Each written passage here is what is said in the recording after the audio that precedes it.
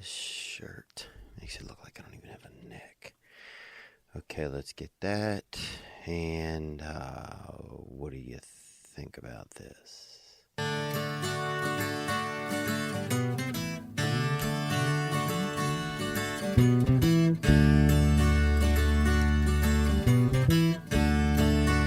Yeah.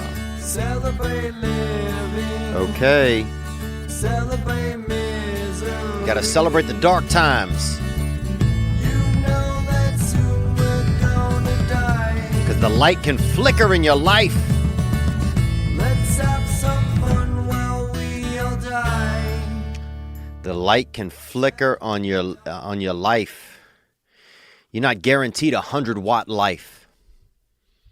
You know, you can't think that. You can act like it, but you can't be infected with the idea or with more really the affliction that life is supposed to be 100-watt, that you are guaranteed 100-watt life, because that's not realistic. You know, life is often just maybe 80-watt. And if you can live at 80-watt, man, then you are really, you're living under a beautiful lamp of existence, I think. And that's just my thoughts. It is Thursday, November 16, the year 2017, and we are on Earth. And welcome to this past Thursday. I'm happy to be here with you guys. I'm wearing it's kind of like a sweatshirt, and I just saw my reflection on it on this camera, and I just feel inferior because it just kind of I'm having one of those days. Honestly, I'm having one of those days. It just highlights the lack of distance in my neck, that my neck don't have that reach that I've always wanted. You know, you kind of wish sometimes that one of your great-great-grandparents fucked a giraffe, so you might have that extra inch up top. You know, you might have that, your neck looks like it could dunk a ball. You know, I don't have that neck. Good to be here. Thank you guys for joining me. Brief announcements. Huntsville, Alabama. I'll be seeing you tonight through Sunday night. So Friday night I'm just featuring for another man that's local there. But come on out. If you have a friend in Huntsville, tell them to come on out. As well, thank you to Gray Block Pizza. As always, great place to get a hit of that pie here in Los Angeles. And coming soon, a new shop in Portland, Oregon. Yeah, man, I had a tough day. I know you don't want to hear about my tough day, so we'll hear about... we got some good follow-up calls. One of the topics that was brought up on the last episode was, do black men get nervous? And do black people get nervous, I guess. I haven't spent, black people to me have always been, seemed extremely confident. And so last time on the episode, we talked about that a little bit. And so we had some great calls that came in from you guys. So we're going to listen to some of that. What's going on in the news? The Louis C.K. stuff, I want to comment on it, but I don't know if I'm going to get to that today. If not, I'll make sure to follow up on it on the next week's episode. And also got to let some of the information come out and things that's going on. But it's a wild, man. It's a scary time to be a man in a lot of places. And I don't know if it's like that in the rest of the country, but here in Los Angeles, it definitely feels that way. I'm on a lot of text chains where, men are scared that, if someone who doesn't like them comes out and says something, that it could damage their career, their future.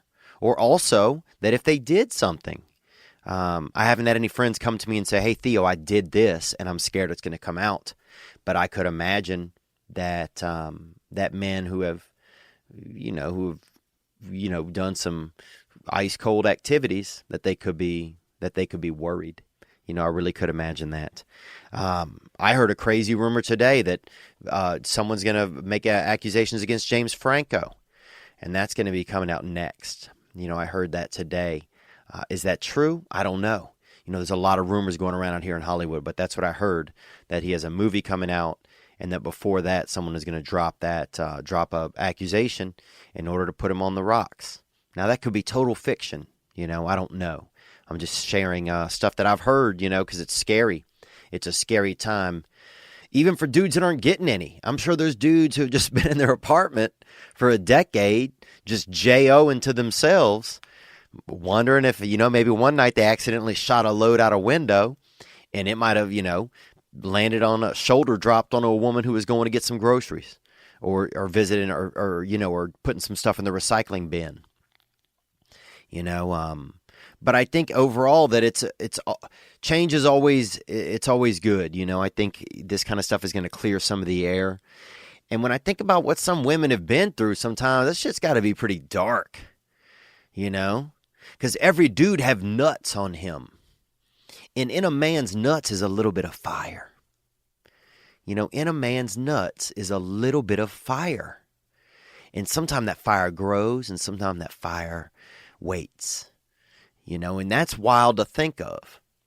It's part of the what makes us, humanity and existence and the Big Bang and everything. It's part of what makes all that work, is that fire exists inside of a man's crotch and nuts.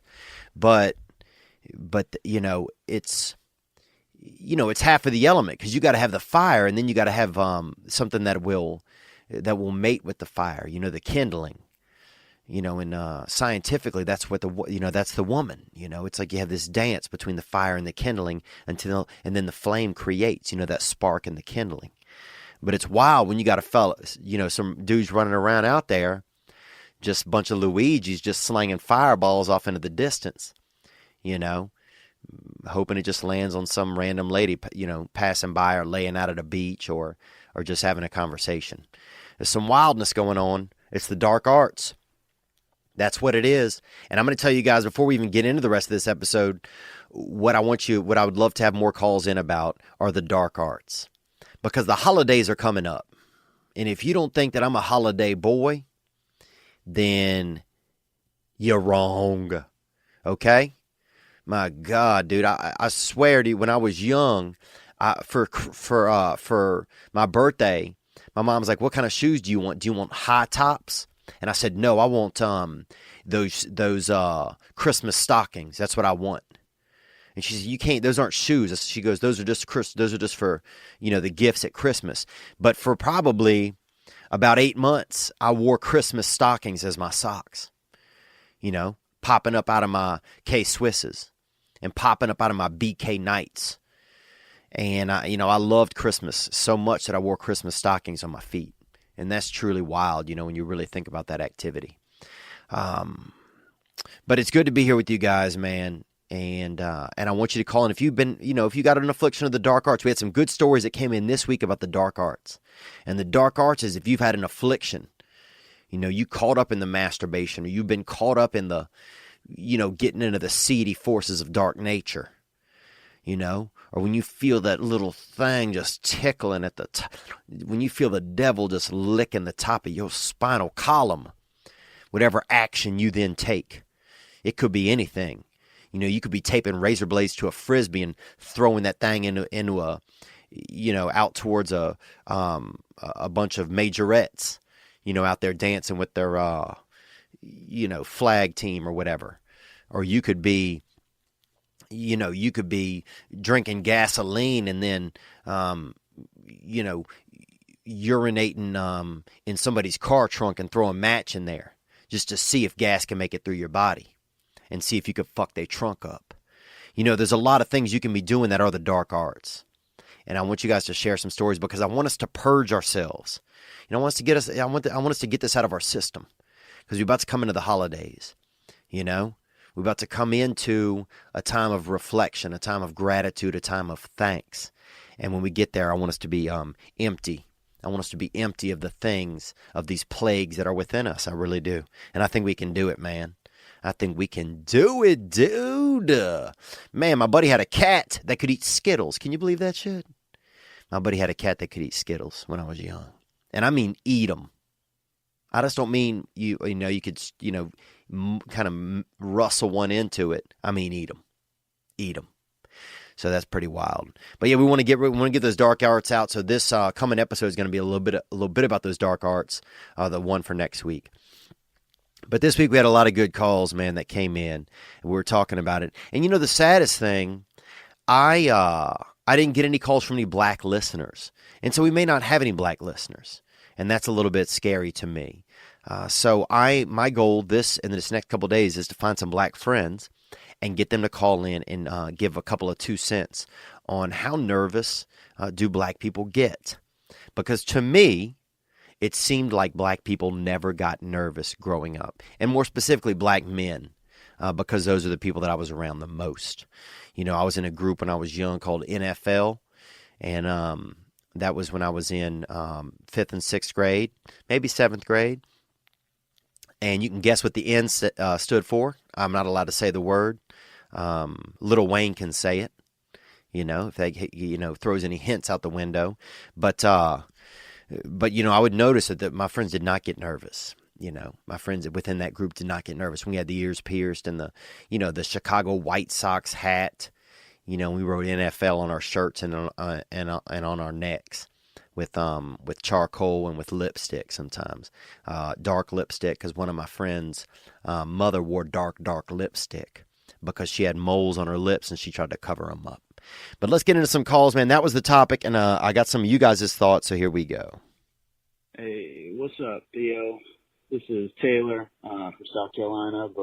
What's up, Taylor from South Carolina? I used to go to college at Charleston there, right there in Charleston, South Carolina, and I was a bouncer back in the day when I used to be on performance-enhancing drugs, and they apparently enhanced my performance so well that I was able to barely make minimum wage working the front door at an Irish bar. So this boy came in there one time with my brother's ID. He used a fake ID from Louisiana to get into this bar, and it happened to be my brother's, which is so bizarre because I barely even knew my brother very well at that time in my life. And then to see his picture pop up right in front of me, that was pretty wild, man. It was pretty, anyway, onward, let's hear some more. I'm living out in Hollywood now. Thought I'd throw my 2 cents in on this whole black dudes getting nervous thing. Okay, thank you for calling. Let's hear more. And so I used to be a real big hater on Kanye. Oh, man, I thought you were going to say, so I used to be a black dude. I was going to be like, this is going to be good. Used to be a big hater on Kanye. Okay, I'm guessing Kanye West. Let's hear more. I always just thought that he was like a cocky asshole. He had this one line that kind of turned things around for me because he had this line that says, I'm a black man with the confidence of a white man. Hallelujah. I'm a black man with the confidence of a white man. Hallelujah. Okay. And that I really respected him for that line because I thought that was like his slick Kanye way of saying that he was a black man dealing with the insecurities that we all know white men have to deal with. Because in my mind... Okay, you thought it was him saying, I'm a black man dealing with the insecurities that we all know a white man has to deal with. Okay, I don't follow that 100% because he's talking about confidence, but let's hear more. Black guys are the most confident dudes on the planet, and drunk white girls, but it's most... Yeah. Mostly, like, I've always thought that's always been a stereotype in my head. Agreed. And so when I heard that line and it, like, changed things of the way I look at Kanye, and then I took it to my black friend to, like, tell him, how I felt about it, and he was like, no, and I had to flip the script, and that it was, like, a stereotype on the opposite side, that white guys are known for being the most confident in a black community. So I think that it's just a misconception on both sides. Okay, I'm going to stop you there. It's a good thought. It's a maybe it's a misconception on both sides. If your friend said that, that he thinks that white men were the most confident, I guess it also could be environment based, Like if I walk down the street in a black neighborhood I'll use an example that I'm familiar with, in certain black neighborhoods in New Orleans, I might feel unconfident. And a black guy might feel the same way in a white neighborhood, might feel unconfident, and might even feel nervous, Or maybe black people have, maybe because of the history they've had in America, maybe a lot or some or many black people operate at nervous. And so we don't even notice it because it's so ingrained in the histories that they've had to live, the environments that they've had to live in. I mean, that's an interesting thought that's just kind of flying into my brain. But I appreciate that call. Maybe it's a misconception on both sides. Maybe when black guys look at us, they think, man, those guys are so, confident because why wouldn't they be? I mean, going on another white privilege thing that, that white guys are so confident and comfortable in this world because it's their world, or this is that, that's an old idea. I'm not saying that it's a white man's world, but, that could be a perception. So I got to get some black friends to weigh in on this, but I appreciate that call. Let's hear another one right here. Here we go. Hey, what's up, Theo? Zach from Birmingham, Alabama. Hey, Zach, I'm coming to Birmingham next week, man. I'm coming to Huntsville, actually, tomorrow, Thursday. I'll be there Thursday, so today when you hear this. Looking forward to seeing you in Huntsville this Saturday. Oh, nice. At the Stand Up Live there. Wanted to call in and just drop a line about your topic for black people getting nervous.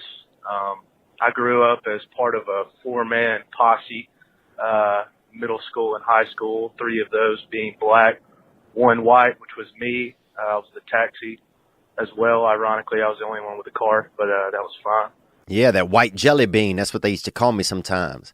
Because, when we had it in the NFL club, everybody had some color, and then I was that white jelly bean, the one that, doesn't really have a specific taste to it. What the fuck is the taste of white jelly beans anyway? That's some bullshit. Onward. I had one of my good buddies, Jeff. Grew up playing football with Jeff, middle school and high school. And in high school, he would get so nervous before games that after warm-ups, before we took the field, he would throw up every single game. Wow. So that's that's a real thing. That dude's vomiting. Because all vomit is whatever your feelings are trying to escape your body and using food as their mode of transportation. So that's wild, dude. So he had some fear, some feelings, some nervous energy trying to get out of his body, And Dark Jeff there is blowing it out. You know what I'm saying? He's going for that 17-point conversion out on the front yard before he even starts the football game. All right. For about 6 years there. So that's consistent Jeff on that vomit. 4 years in high school, 2 in middle school.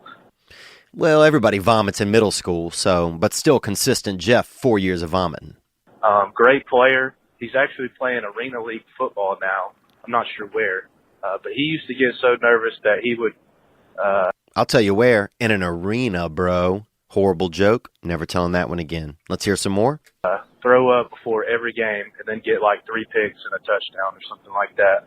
But, black people definitely get nervous. Maybe it's because, they got such good skin and maybe we just can't see the frowny wrinkles in there, the nervous wrinkles there. I'm not sure. I know that. Wow, that's a great point. Yeah, we have a little bit more of a, if you have any radar for nervous energy, you can see it on a white person, or on somebody that's light skinned. You can see it, you can see, the redness in their cheek or their neck.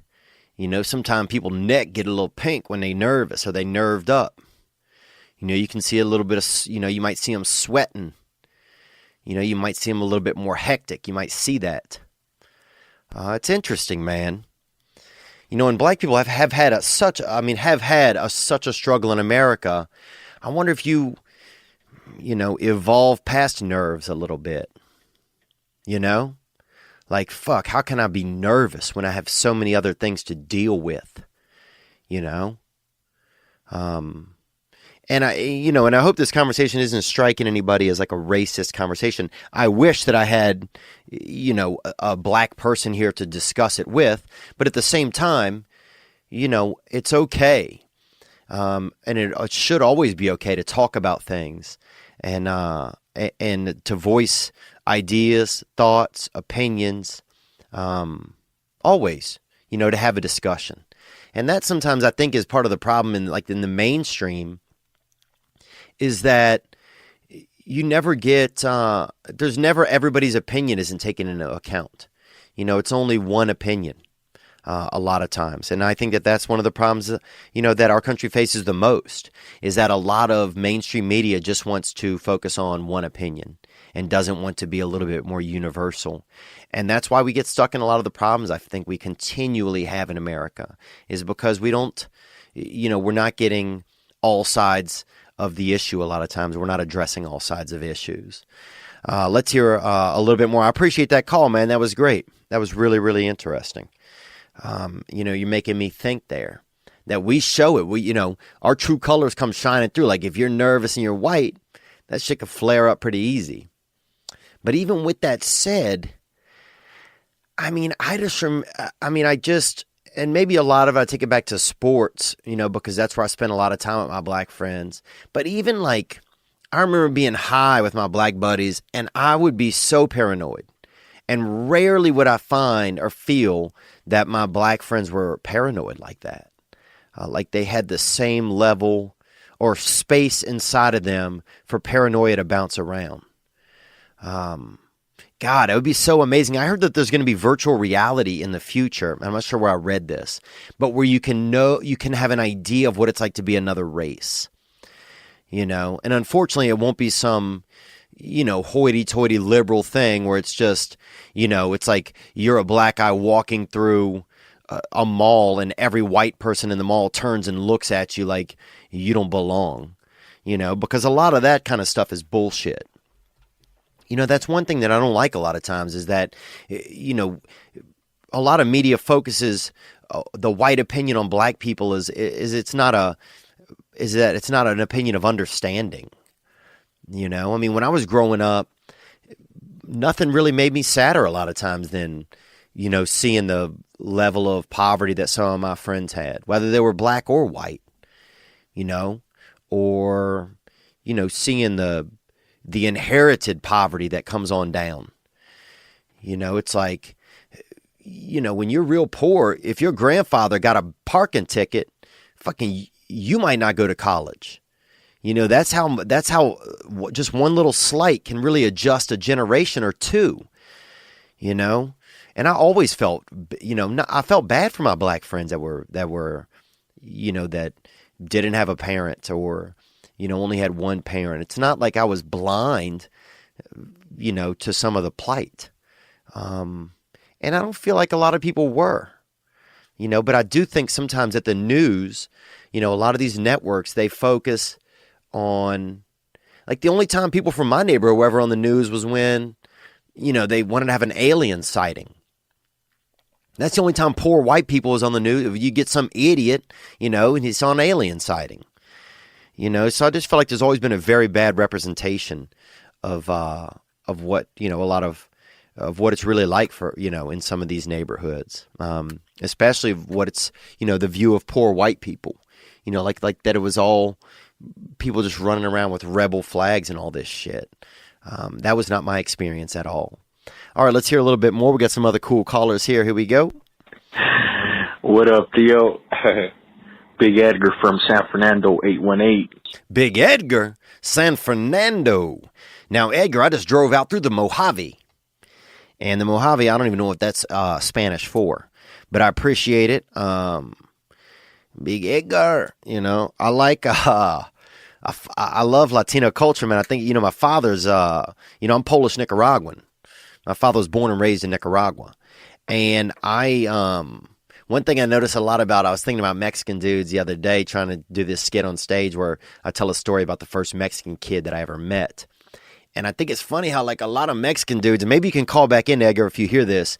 Why do a lot of Mexican dudes start talking like they're drowning, bro? Like you ever notice that? Like Mexican dudes, if they're getting angry or something, they'll start looking straight up at the sky and talking, bro, like stretching their neck, like, bro, what is, like if they're arguing and stuff, it's like water is rising around them, bro, and I'm trying to get up here, bro. And I could be crazy. I could just be an absolutely racist on that. But if not, man, let me know what you think. Let's hear a little bit more, Edgar. Thank you for calling from that 818. And also, Edgar, if you get a chance, I got there's this girl, Raven Felix, who is a rapper from the 818, man. She got a new album out called Californication. She's in that Wiz Khalifa clique, and you can check out her stuff. She's from, I don't know if she's from your hood, but she's from somewhere close, I bet. Let's hear more. Black people legit do not get nervous. Okay, and now this is a Mexican guy telling us this, so we're getting at least a little bit closer on that diversity chain, We're getting one link closer. Here we go. Thanks, Edgar. More? As a kid, man, paint the scene, paint this picture. 8, 9, 10 years old or so. Had a good friend named Steven, black gentleman. Whoa, okay. So you had a good friend named Stephen, black gentleman, but also I'm going to tell you this straight up, Edgar. I'm hearing some birds in the background. You know, and I know a bird sound when I've been around a bird sound, because a huge crow one time flew into the back of my father's Thunderbird and broke all the windows out with his beak. And I remember, I'll never forget that glass falling, that bird being violent. And my father was so old he couldn't turn his neck, and he thought it was a black man back there, because I kept saying black, black, and he thought it was a black man in the back of the car, but that was a black bird, a raven. So I know a bird sound. Also, another time I went to Vietnam when I was a student. I went to Viet frickin' Nam to, doing studies. And while I was there, right when I got there, I was there on a ship. I went there on a ship, and this is a true story. And right when I got there, we got off the ship, and we told the taxi driver to take us. We wanted to go to a museum. But the taxi driver, first place they take you, prostitution place, hotel, hookers, stuff like that. So right when I got there, they took me to a hooker place, but I didn't know it was a hooker place. We walk in, it's a pet shop, birds everywhere. Birds, beautiful birds, tall birds, short birds, birds that are still growing. So you don't really know, how they're going to end up height-wise. But then behind you, next thing you know, this lady pop out, this beautiful lady, and I'm like, damn, Vietnam has some of the finest matches selling pets. You feel me? Well, she take us in the back. Next thing you know, me and two of my buddies are back there laying on beds, and the birds is just a front for prostitution, and they trying to give us all a little bit of beak, you know what I'm saying, and showing us their crotches and showing us their bee holes, and trying to get us to do sex, or offering sex. And I got nervous, man. I got a little bit nervous, honestly, because you're all, laying right there with your buddies, and it's, I get nervous sometimes in the sensuality areas, and I ain't, what I'm saying, I ain't training the seal in front of my buddies, if you know what I'm talking about. I ain't training the seal in front of my buddies. So, but let's hear more. That black people definitely do not get nervous. You had a friend, onward. Good family. Kaiser parents. Mom was a nurse. Dad was some kind of janitorial services. Okay, so you had a good friend whose mom was a nurse. He came from a good family. Onward. Up at the Kaiser. Very good, well-off family. And Kaiser's a hospital for those who don't know. Let's hear more. Always have the latest shit. I remember he had that pad. You would connect to the Nintendo, and my fat ass would run, and you would have to jump and do the fucking hurdles. Anyway. Dude, I remember that thing. His older brother, Keith, green-eyed bandit, black gentleman, light-skinned gentleman. Ooh, light-skinned Keith. That counts. I did not know he robbed a bank, yo. He robbed a fucking bank. About 6 months, a year later, the house gets raided.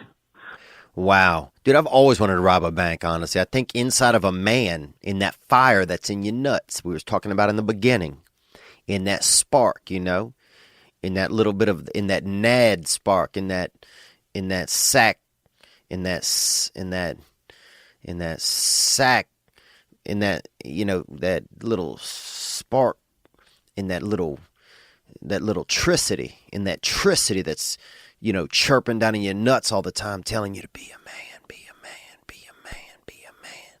It's that last flicker of existence from the great beyond, from our forefathers, It's that little whisper that's down in your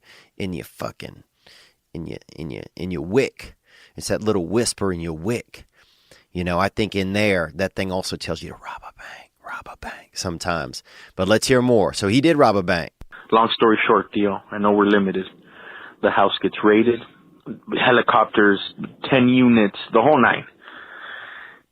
He finally gives himself up after a couple of hours, comes out smoking a cigarette like a fucking G, hands down, not even obeying command, nothing. Dogs barking, blah, blah.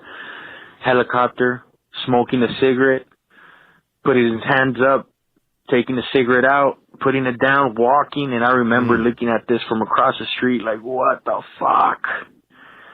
Black people do not get nervous, my man. Wow. I mean, look, that's a first-hand account. First of all, one helicopter would make me nervous. You know, it definitely would piss me off if I'm trying to sleep. And I've had that happen many times here in Los Angeles. But that's for real. You heard him. Talking about that robber Keith, that bank robber. When brothers be bank robbering, they still don't be getting nervous. Man, that's wild. Set the cigarette down. Oh, you think I'm nervous? Street, hold my cigarette. Let's hear more. Hey, Theo, this is Derek from Washington State. Hey, Derek, Washington State, dude. Good place to be. You can open your mouth and clean water will just fall in it sometimes. Onward. Colin. Yeah, I had a couple of black friends.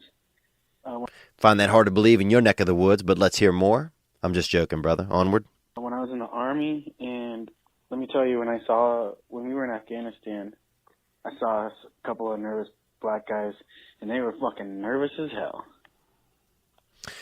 Well, I appreciate that, man. Hey, thank you for your service, dude. I think people that serve in the military should be able, that their vote should count for 1 1/4 votes. That's just a thought of mine. You know, people can think whatever they want about their own thoughts. You know, if you don't think that their vote should count for 1 1/4 votes, that's fine. I'm okay if you don't think that. But thank you for your service, dude. I appreciate it. Braver man than I. Yeah, there you go. Well, and that's frontline stuff. And you're talking about Afghanistan. You're talking about being in a real place where there is real, you know, that's a unique fear that we can't replicate. You know, I can't replicate that fear on Halloween. You know, that's not a fear that we can replicate easily. You know, by letting a mouse, sharpening up a mouse's teeth and letting him loose. You know, at the cotillion, or letting him loose at the, at grandma's house. You know, that's not something we can easily replicate. You know, creating a war environment, creating a defending America environment, being in a foreign land environment. So then that makes me think there's certain environments where it doesn't matter, race, ethnicity, culture. I think culture could play more of a part though. Because when I think about the black dudes that I grew up with, I would not think they got nervous. When I think about some of the black dudes I see now, you know, definitely seem a little bit more nervy, you know? You know, more chill, like you know, a lot of, you know, just mixed black dudes, a lot of, you know, more nerves, dude.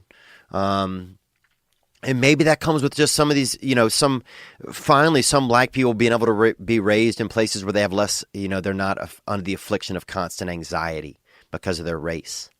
You know, that could be it. Or, you know, black kids growing up in, statistically better homes and stuff like that, or having more opportunity. You know, maybe that's not that,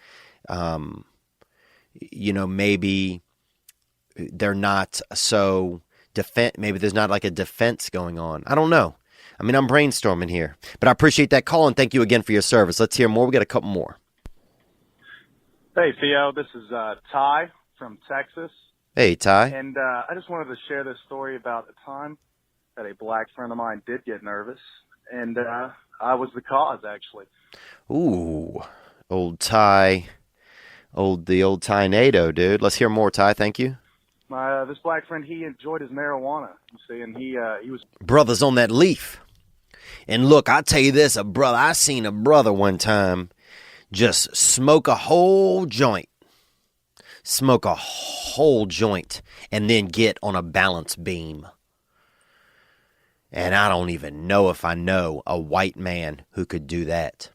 Let's hear some more. I was smoking a little bit one time. I was hanging out with him, and we were watching TV, and I stood up to go grab a drink out of the kitchen, and on my way midway, I stopped because something interesting had happened on the TV.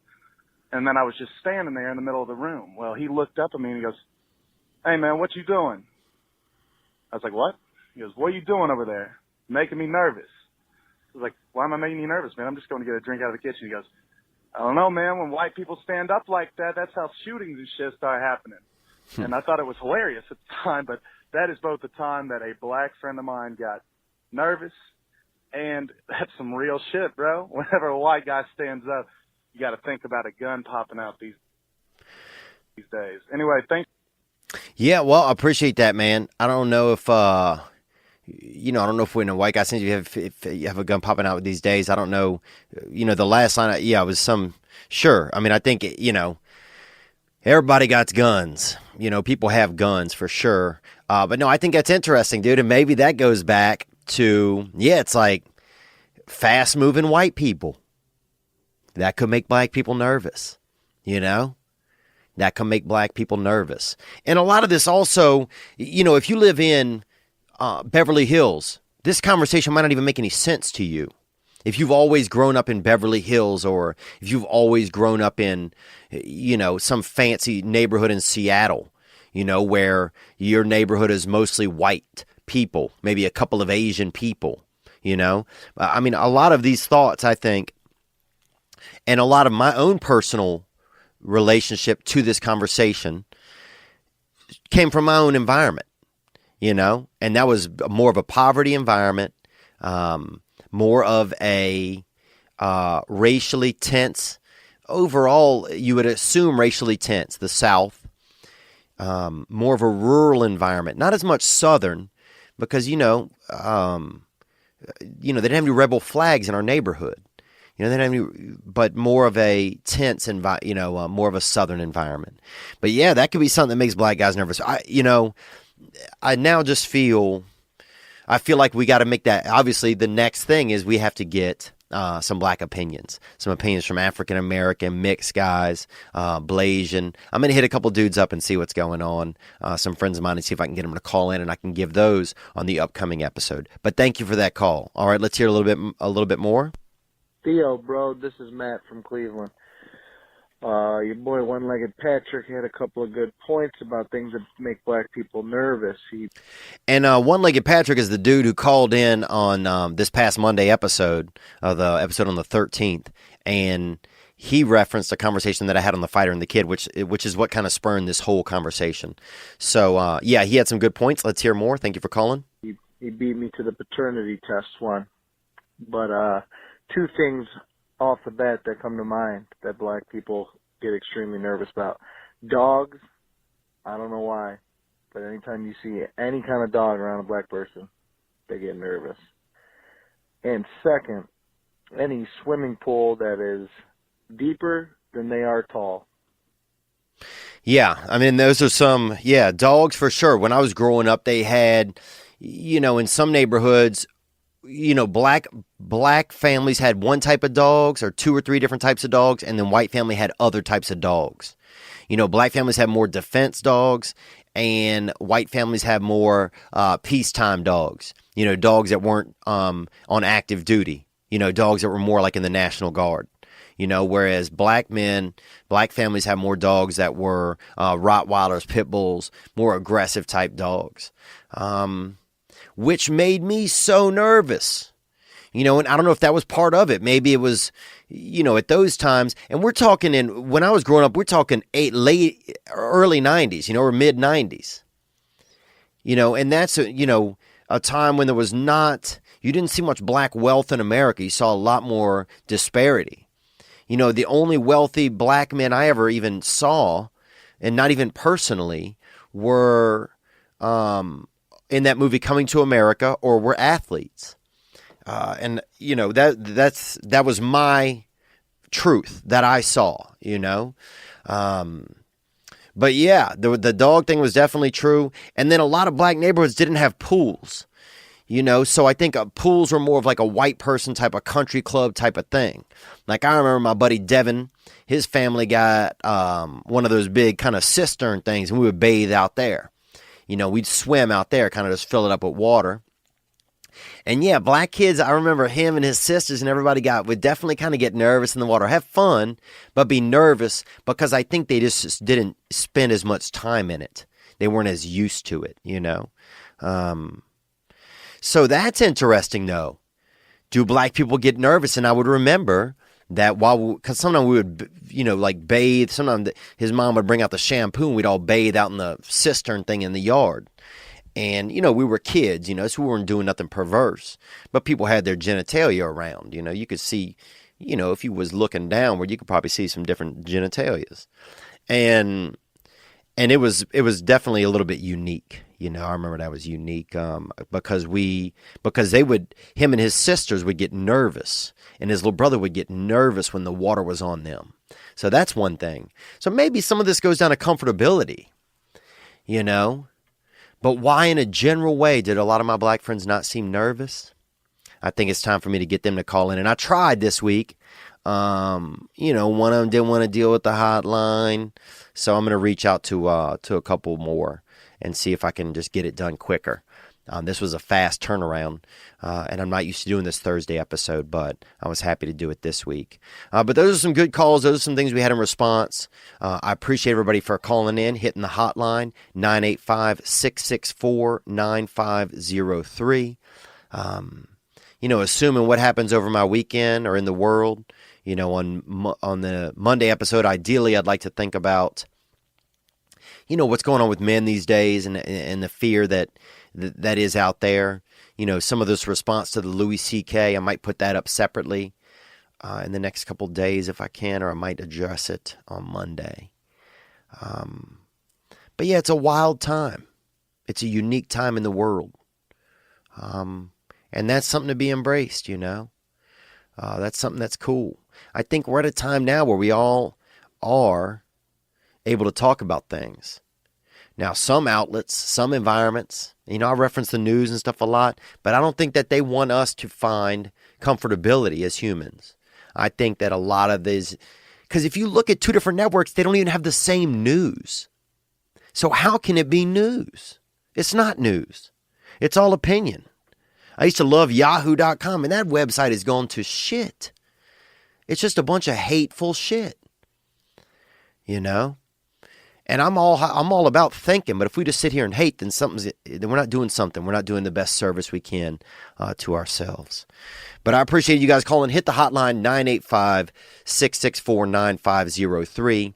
It is actually, I want to be completely transparent with you guys. It's Wednesday night here right now, so I got to get this done and get it posted so I can catch the plane in just a little bit. But be good to yourselves.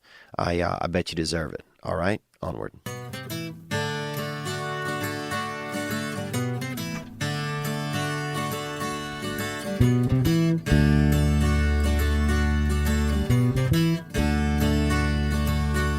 Celebrate living, celebrate misery. Ladies and gentlemen, I'm Jonathan Kite, and welcome to Kite Club, a podcast where I'll be sharing thoughts on things like current events, stand-up stories, and 7 ways to pleasure your partner. The answer may shock you. Sometimes I'll interview my friends. Sometimes I won't. And as always, I'll be joined by the voices in my head. You have 3 new voice messages. A lot of people are talking about Kite Club. I've been talking about Kite Club for so long, longer than anybody else. So great. Hey, sweetheart, here's a deal. Anyone who doesn't listen to Kite Club is a dodgy bloody wanker. Do you know what I mean? Hi, I'll take a quarter pounder with cheese and a McFlurry. Sorry, sir, but our ice cream machine is broken. No! I think Tom Hanks just butt-dialed me. Anyway, first rule of Kite Club is tell everyone about Kite Club. Second rule of Kite Club is tell everyone about Kite Club. Third rule, like and subscribe wherever you listen to podcasts or watch us on YouTube, yeah? And yes, don't worry, my Brad Pitt impression will get better. All right, we got that popping right there. A little bit of audio, a little bit of touch. Let's get that hit up.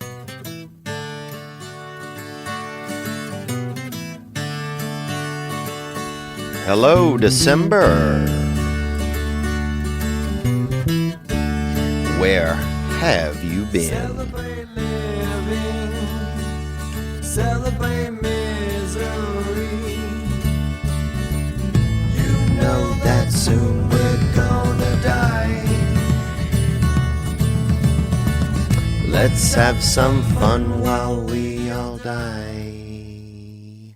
All right, happy December, guys. Happy December. and that is Spencer Jacob Grau. Beautiful, beautiful man. Pretty decent looking guy, you know. Kind of looked like I met him one time. He sent me that song on the internet through the magical web of electricity, you know. Through that straight up just, you know, that electronic tunnel that the devil built. And he sent me that song one time, and it became that hitter, you know. It became that hitter. You want to catch another hitter, you can grab that Gray Block Pizza. It's on Pico Boulevard in Los Angeles, and they got them stylish pies, man. If you ever feeling empty, go fill yourself. Gray Block Pizza. They got that picante pollo, that zingaro, huh? That Grecian. They got the Grecian, huh? Used to have a Grecian, came to our town once a year trying to sell oil paintings. You know, olive oil, though. You know, and homemade oils and shit. Horrible artwork. And the thing is about a bad artist, man, sometimes you'll buy that shit just to get that bastard away from you. So not everybody in our town, but a lot of people had these shitty paintings because the dude was such a good salesman. You know? So everybody got this horrible fucking artwork. But the guy was just such a good, you know, oh, you need the artwork, you know? Don't you want this, you know, this peanuts? Worst drawings and paintings of peanuts. Shit smelled like, I mean, dude, I think he was using condiments sometimes to paint with. I don't know what the fuck that dude's deal was. But that's life, man. That's life in a small town. I remember they had another boy lived by me named Bubby Jenkins. And his daddy, and he was adopted, you know. He was picked up out of the ether at a governmental center. You know, and that's adoption. And I mean, it's a game show. When you're in foster care, your life is a straight up game show. Every time a parent comes in the room, it's just like dun dun dun dun dun dun dun dun dun dun, because that's your chance. That's your chance to be that hitter, you know. And he got picked. He got scooped up. You know, he's probably I don't remember how old he was when he got picked up. But he got picked up by some parents, and that's. You know, and it was like, I think he was like 11. So at that point, you're like you're a 6th or 7th round draft pick. You know, you getting late. You know, you are a late round pick. And he got picked up. Anyway, what was this story about, dude? I was talking about they've had an artwork. Jenkins. Oh, his daddy used to drive me to school. And his dad was Italian. I think he was Italian. I don't know. He was kind of sunburnt and had dark hair. And at that young age of my life, I thought that was Italian, you know. And he was sunburnt and had dark hair, and he used to smoke cigarettes inside of his car. And he would, his wife wouldn't let him smoke inside. And so he would go smoke outside in the car. He would sit in there and just hotbox his car with them Winstons, out there blowing Winstons and huffing down, you know. I mean, this dude was probably 900% Muppet.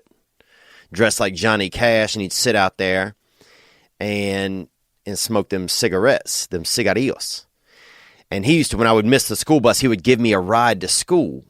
And he would quiz me on my spelling words, and the whole time he'd blow that cigarette and smoke in my face. Catch me with that hit of smoke. You know, just light me up with that tobacco cloud, you know. He'd be like, all right, spell inconvenience. And I would be like, I-N-C. And then he'd hit me with that backy cloud, you know. And then I was like, O-N. Man, it's hard to smell. I mean, it's hard to spell. It's hard to do either one in a cloud of smoke. And that is the God's honest truth, man. That's the gospel, according to your boy right here. But it's hard to spell when an adult man is blowing that backy smoke into your face. And that was just another unique man that lived in my town growing up.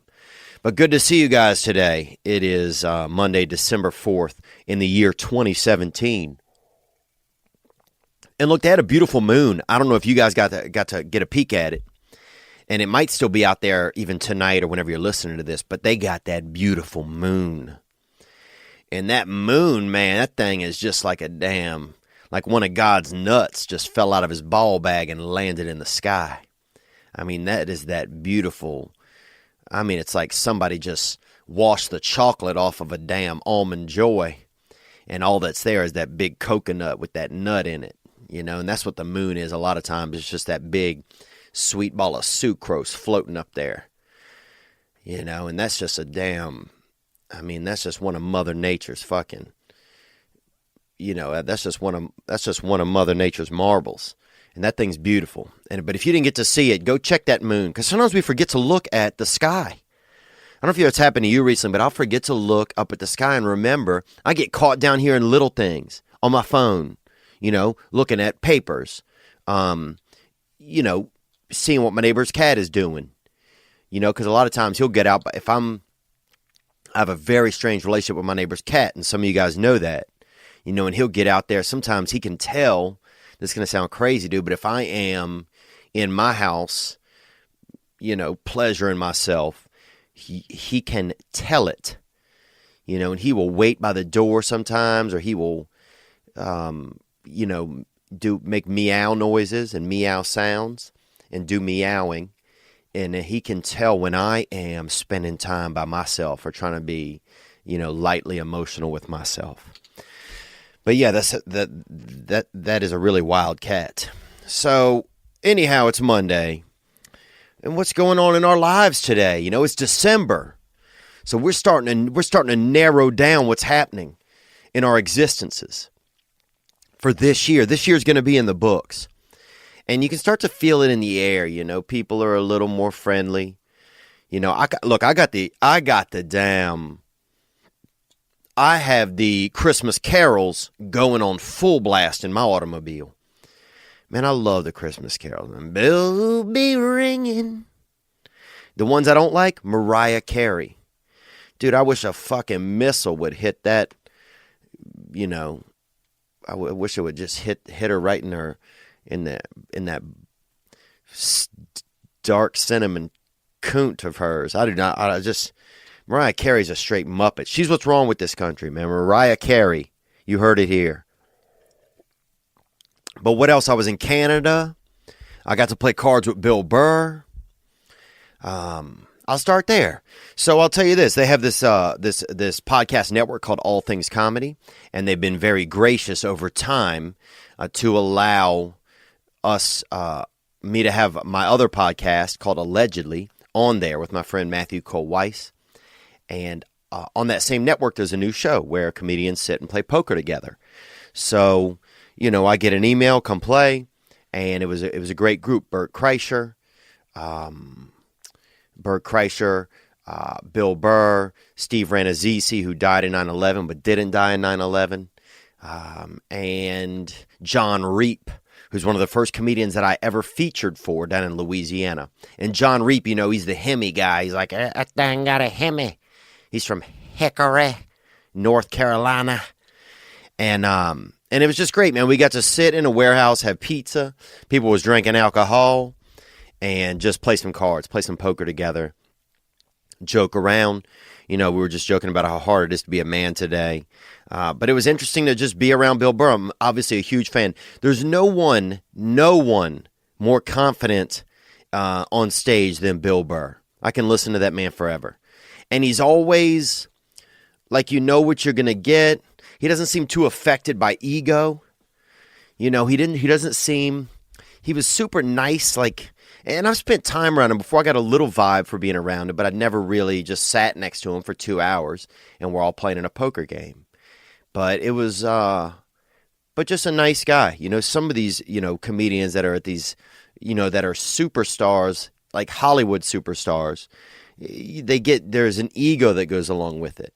And I think Bill Burr is a superstar comedian, but I don't think he has that celebrity side as much as others do, if that makes any sense. Because the celebrity side is that's the ego. The side of the talent, that's the comedian side. And man, he's just one of a kind. But that was great for me, man. I'm sitting there. I'm fucking kind of nervous. I can feel Bill sitting right there next to me. We're just sitting at this half table all playing cards, and there's like about 15 people there shooting this show. And like, yeah, I'm a little bit nervous. I know Bert Kreischer really well. I know the other 3 guys at the table well. Bert Kreischer, the machine, and I've known Bert for a long time and John for a long time, so I feel more comfortable around them. But to be sitting there, next to a guy who's just, man, I just felt inspired. I felt really, really inspired. So that was a great moment for me, just to be able to be, in those guys' presence, with an activity that we all are doing together. So it's, it's just poker. We're just playing around, and I'm trying to think of Bill made me laugh a few times. Everybody made me laugh. I tried to be a little more quiet and just listen instead of, trying to, put my 2 cents into it a lot. But it was great, man. We had a great time. That was a real joy. And then I was up in Canada, in Calgary. Let me tell you this: if you haven't been to Calgary, I'm thinking like, Calgary, what is it? I didn't even know Canada was a real place for a long time. I thought it was just a place where America practiced safety, and practiced safety equipment. Because when you think about Canada, you think, well, what is it? What is Canada? It's America's hat. It's this cold hat that America wears. If you look at a map, it's like this big cold hat. And I'll tell you this, there's people up there. And they're as friendly. I don't feel any stress when I'm in Canada. You get there and you don't feel like nobody's judgmentally looking around. There's so much less judgment. Like, people keep to themselves, but not in a way where they're doing it to keep away from you. Like in America, there's this weird, and maybe I feel it more in Los Angeles, and that's definitely so. Like, you go into some smaller towns, into some real communities here in this fine country, and you don't feel it as much, but in Los Angeles, you feel everybody, looking over like, oh, who's this mother? Who's this? Oh, look at that. Big Daniel, with his, full body cast, or who's this bitch over here, wearing electricity around her neck with them Louis Vuittons or whatever. Who's this? Oh, this kid's got, this kid's a gender neutral sea bass, and he thinks he's a shit because he's got a fin coming out of his back, and 4 different types of genitalia between his legs. Oh, people think that they're fancy out here, but you don't feel that in Canada. In Canada, everybody's just Canadian. Some people may have a little more than others here and there, but in the end, that it seems like everybody kind of has each other's back. And now look, I've been to maybe 5 cities in Canada. Bro, Canada, you could lay down in the street, middle of the street, in a city, in a downtown, fall asleep, and when you woke up in the morning, someone would have put a blanket on you. And cars that were driving down the street would have probably shut their engines off when they got close to you, gotten out of the car, and pushed their car past you as to not wake you up.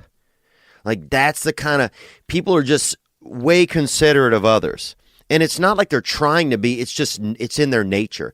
It kind of reminds me, if I had to guess what America was like, maybe, 50 years ago. And maybe not for everybody, but, it'd probably be, Canada's very white, so it'd probably be what America was like for most people. I know there was a lot of racial tension and struggle, but for regular white people, I bet it was similar to probably something that Canada is. Canada's diverse too, man. They have, it's pretty white, but everybody's, they have a lot of Indian, a lot of Pakistani. I don't know. I had a blast, man, up in Calgary. I didn't know this about Calgary either. It's like the second richest city in the world because of oil. They got that drip, drip. They got that drip, droppity drop. Damn, boy, that oil. And what else happened to me, man? That was it. We flew up there. We had 4 guys. Pancreatic cancer. It was like a charity function. We went, we did it. What else? We had some fans come out. Had this gentleman named Chris came out. I think he drove 6 hours or something. He made this beautiful art for me that he drew about the Hampton Ain't Easy, about the tour from this year. He drew that up for me. It was phenomenal, man. I just want to thank him for driving in and just bringing that to me. It really touched me because it was just nice of somebody to do that, to go out of their way to do something special for somebody else. What else? I got back last night. I went and spoke at an AA meeting. You go to these meetings sometimes and, you sit in there and you talk at like some of these centers. And these centers, they have, it's guys that are in like these treatment facilities. And you go in there and, they got 8 or 9 guys in the room. And some of them you can tell like, they're down on their luck. You can feel it. And it's tough because, I go in there and I'm just clean. I'm clean. I just got out of a shower at my apartment, and, I drove over there in my, my clean car, and it's comfortable. And I walk in there and I have clean clothes and, I have somewhere to be when I leave. I have something to do the next day. And I walk in and I sit in some of these rooms with these men. And this was a men's only meeting. So that's why it was just men. And I sit in there and I'm just start listening to these guys, just saying hello. And you can feel some of them like when they shake your hand, like their hands shaking kind of. And it just brings me back down to like the reality of life, of my life, of the world that I'm in, because I can easily get caught up running around thinking, what do I need to do next? What does my money look like for the year? How am I going to best turn this next deal thing that's going on? What's my next move to propel myself? To think about me. And then I go to these meetings, and this is one of the main reasons I go to these meetings, And I don't talk about this kind of stuff that much on here because, part of the AA stuff is you're not supposed to talk about it. But you know what? Whatever. This is part of my life sometimes, and more often than not, it's part of my life. But I go sit in there, and these guys, and you go around the room and you share. It's called a panel, and there's like 3 or 4 guys, and we sit and we share our story. We share like what our story is. It's just kind of wild because, I went from this crazy weekend where I was out in, I'm up in a different country and I'm doing a show and there's 500-600 people and it's, a sold out venue and we got to be, we got to be the hit, we got to be that hitter. We got to be that backy smoke. We were that backy smoke that was getting all in people's faces and veins and eyes. And then, I get off that plane and I get back in just into a reality that sets me down and sets my spirit at a level where I'm just not thinking about myself. And you just share, and you share your story. And I talk to these men about, that I'm not there to preach to them. I'm just there to share what's going on in my life. And just how I grew up feeling inferior and just never feeling okay. And just always feeling like I was looking, always feeling like I had everything, always feeling like I had to, like things had to be changed. But no matter how many little ways I changed them, I was never reaching a desired effect. I was never feeling a comfortability. And things would be great. Things would be great or bad or, I was never able to find a comfort. And that's just what I started sharing with these guys. And then I come into these rooms now, and I go to these meetings and suddenly I'm in a group of people and we're all have something in common. And that commonality is it's a problem. We all have some type of a problem, an addiction or a discomfort or a uneasiness or a loneliness. That's why we all come to these meetings. And when I sit in there, there's just something special when it makes me feel when I'm part of a group, when I don't feel alone. Even if it's something fucked up that brought us all together. It's like I don't even care. Dude, I don't care if all of us have no arms or legs and no head, and we all crawl to just this body pile up, meet up, just like a bunch of boulders, and we all just roll around on each other like rocks. I would probably feel joy in that just because of the fact that I'm in a group. I think as most of my life I felt so, for some reason on the inside, I just felt so separate. You know, I just felt like, I just never felt like a part of something, you know, and I just never felt okay. And I sit in these groups and, you know, and I'm talking to these guys and that's just makes me feel okay for some reason. And I think a lot of it's just the connection, the connectivity, because we can get separate. We can get separate pretty quick out here. So anyhow, man, that was my weekend. I didn't mean to get all wild or weird on you there. Just trying to share some of what it's like when, you know, being in this AA program. I've been in here for about 16 months now. I don't know if I'll always be in this program. You know, I don't know if I'll always be a part of it, but for now I am. And I'm grateful because I get to have moments where I go into rooms and I don't feel alone. And the people that I'm there to share my story with, they don't feel alone. And it's crazy that by sharing our problems, you know, or coming together because we have an issue, that is how we don't feel alone anymore. That's how we solve our problem, you know? Because forever you're out here trying to solve your problem all these different ways when all you really needed was to fill up that void that makes you feel like you have a problem in the first place. So I don't even know if that makes any sense, but something just propelled it right out of my body. I'll tell you what does make a little bit of sense to me is that television shows have gotten horrible. It's so bad, a lot of times your own dog will leave the room if you have a dog. Or if you have mice in the walls, you can sometimes hear them scurry off when you put on a certain program. It's because TV and film aren't about entertainment anymore. They're about advertisement. That's what you have to understand. What you're watching is an advertisement cloaked in light entertainment. Entertainment is the secondary goal of the programming you're watching. Well, that's changing now because we're putting things back in the hands of the people. And when I say we, it's an organization called LiveTree. LiveTree.com. You can go there. It's changing the entertainment industry by creating a new platform called Adept. The public will be able to fund what they want to watch, own what they help produce, decide who's in it, what goes on through the process of content creation, funding, and distribution. It's basically like suddenly entertainment is going to become almost like, I don't want to say fantasy football because this is a reality, but you're going to be able to invest and then have a say-so in who is in something, and if the project does well, have a return on your investment. How crazy is that? That is what is going on at LiveTree. You can go to livetree.com and check it out, see what is happening. The revolution is now. I'm definitely going to be over there checking it out myself. All right, let's get into the news. We'll go with big news first, and then we'll get into some smaller stuff. North Korea firing missiles. Psh, oh, well. Shoot them off, bro. Shoot them off, dude. That's nothing. I used to know a guy who could spit high up in the air and catch it in his mouth, dude, every time. And that's all you remind me of, North Korea. If you want to shoot something, shoot it up. Pop, pop. Because y'all ain't doing nothing. You're over there Wizard of Ozing, you know, beating people for chewing gum.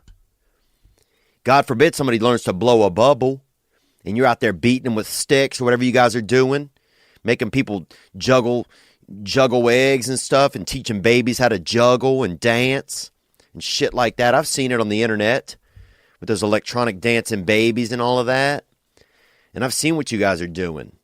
Over there, you got infants over there riding on gators and doing all kinds of shit and wearing neck braces and stuff. And I don't know what you guys are up to. But shoot your little missiles, guy. You're never going to do anything. Here's why. Because you love your existence over there.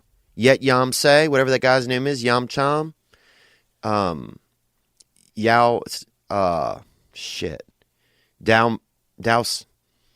was going to say Dao Sang. That's not it. Whoever. Oh, fuck. I almost said Obi-Wan Kenobi, dude. I don't remember. But whoever you are, bro, you're not doing shit, dude. Shoot your missiles, dude. What else? A Navy pilot drew giant dicks in the sky with a fighter jet. How about this? Awesome. Sounds awesome, dude. Easy, though, to draw a dick, I think. I'd love to see the guy get a little bit more intimate. Draw some vagine out there in the clouds, you know? Wouldn't it be cool to see a big cloud going by with a nice hoo-ha on it? With that little bit of a spoiled cookie out there? Because I've seen some spoiled cookies out there, especially down near Tampa. And when you get down near that Gulf of Mexico, they got some spoiled cookies down there. A lot of them ladies ain't taking care of their bakeries. You feel me? I'm having coffee. What else? A grandmother accidentally invites a stranger to Thanksgiving. I love how that's news now.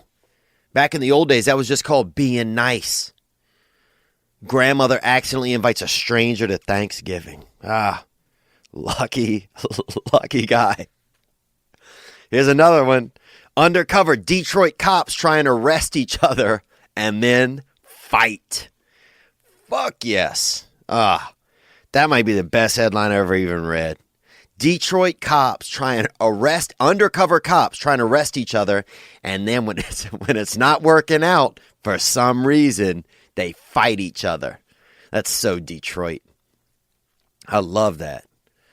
You know what? I always wonder why they only have undercover cops. Why is that the only job where you're undercover, you know? Like, I would love it, like an undercover stripper.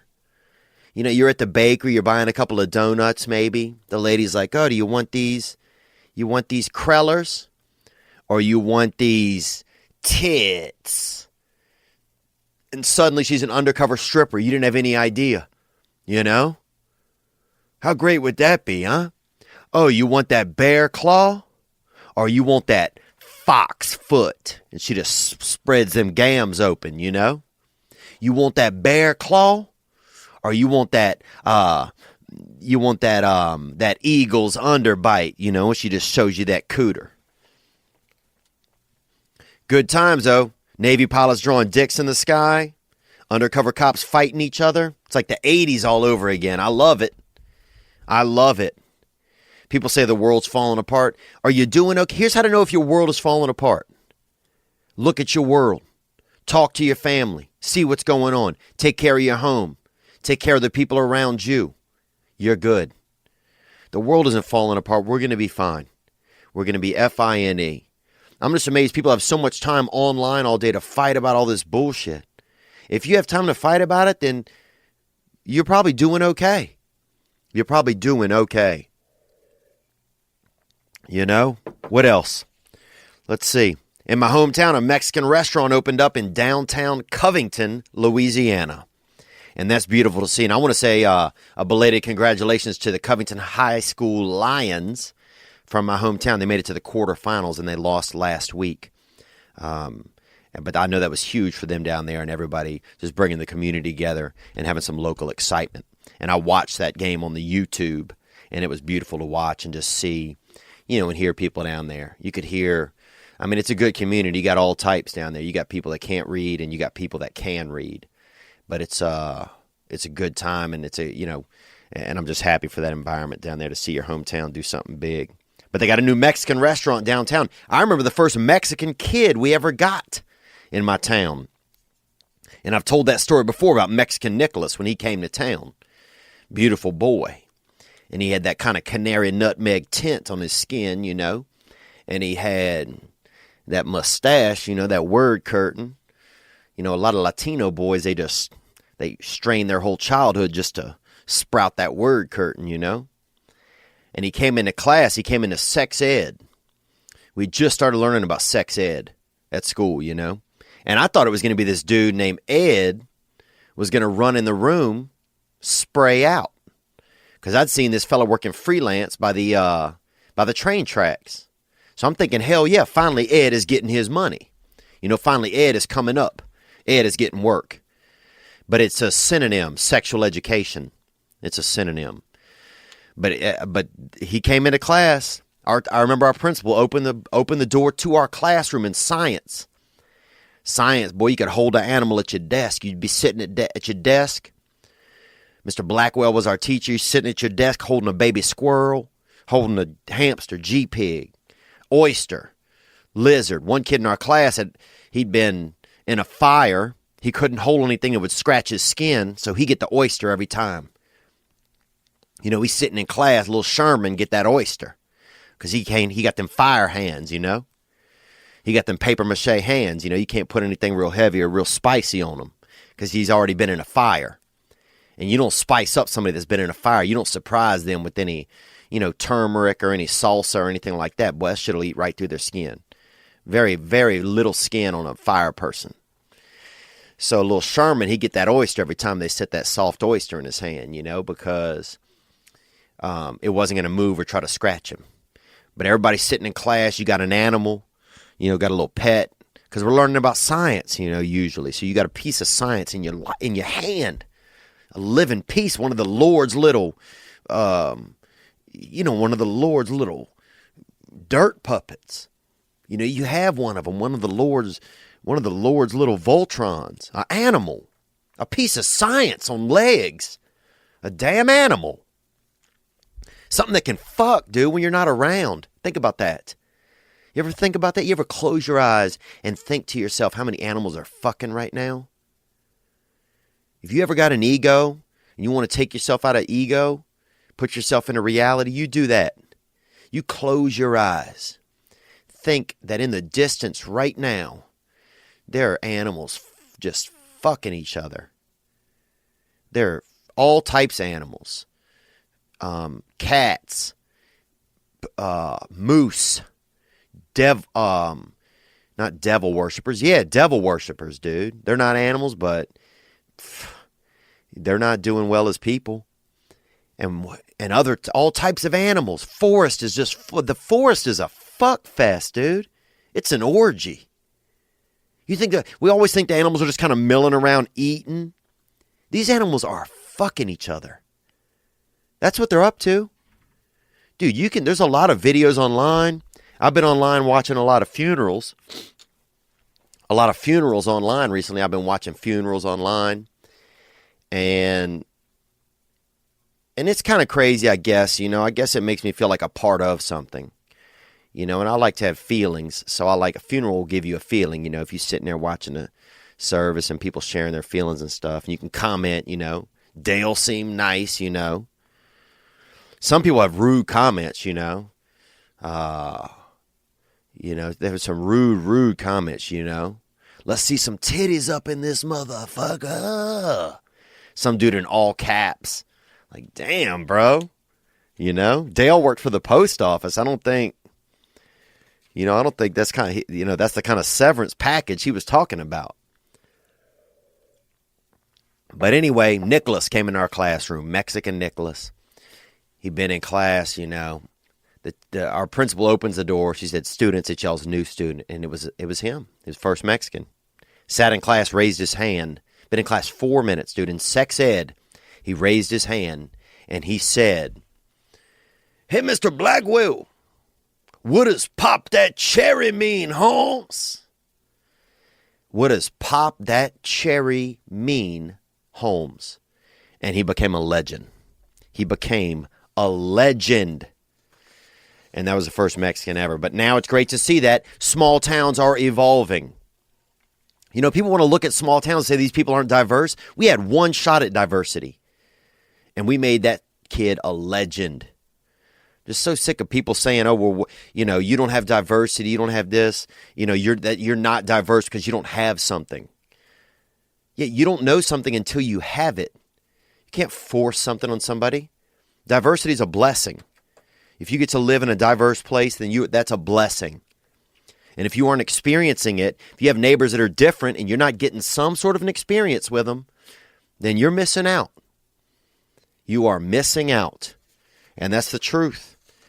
That is the truth, man. A little bit more news here.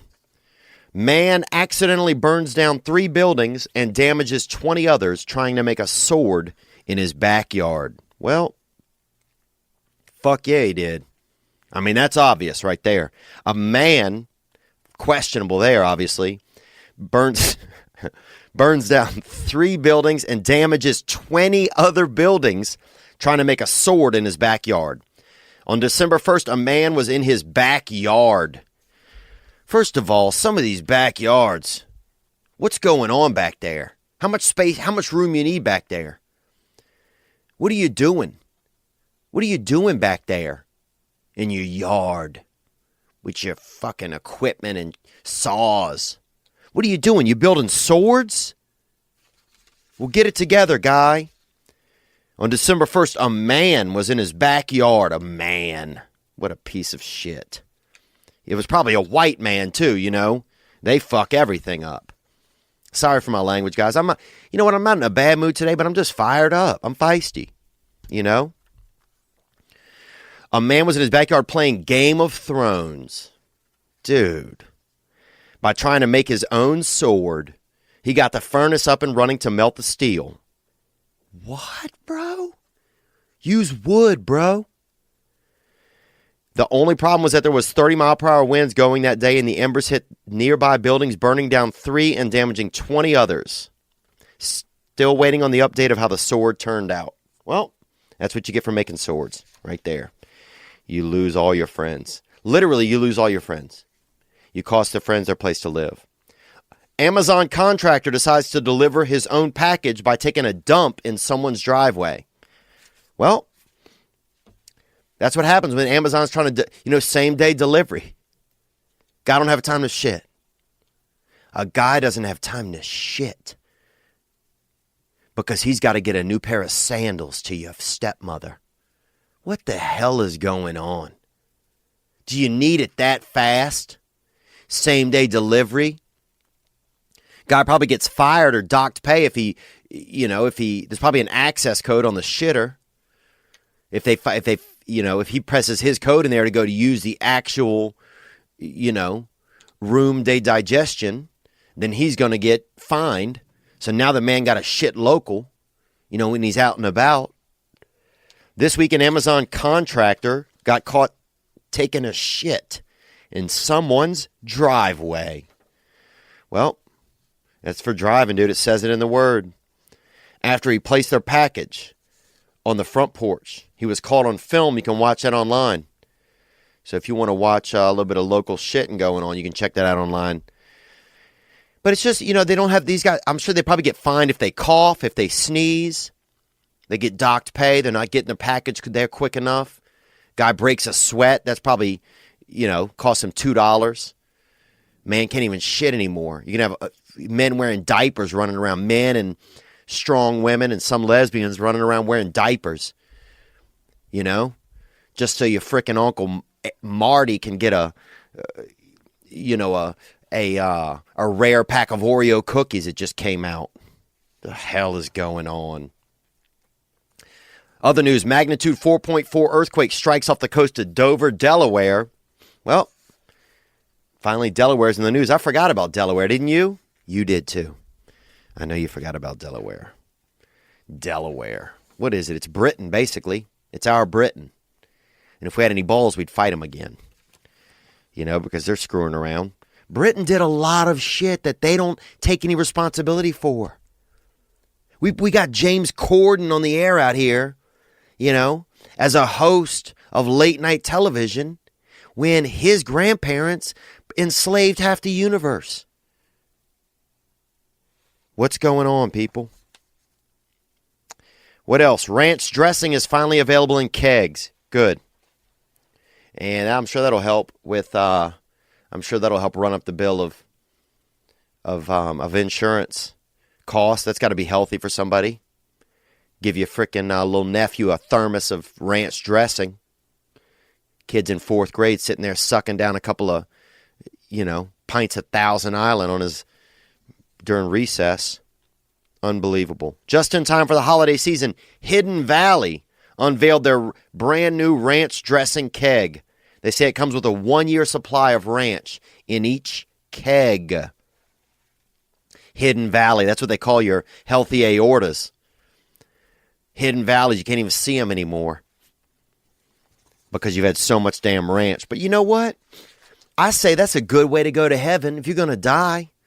I've always been ashamed that the only ways that we have to get to heaven are after or to deal with the body are embalming or burning, I think is the second one. You're going to burn me, guy? Oh, that's brave. You seem like a smart guy. You're burning up people that are dead. What an asshole. Why don't you go make a sword and burn down your neighborhood? You freaking sword maker. Because here's the thing. How about this? Fill me with fucking ranch, baby. Huh? Embalm this little bobcat with that ranch, boo-boo.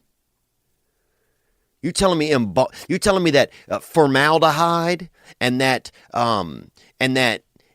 being what's it called when you're burnt to a crisp, you know, whatever it is, decapitated or something, are the only things that can happen to you after you die? No, way more options. I want to fill Daddy's body with ranch.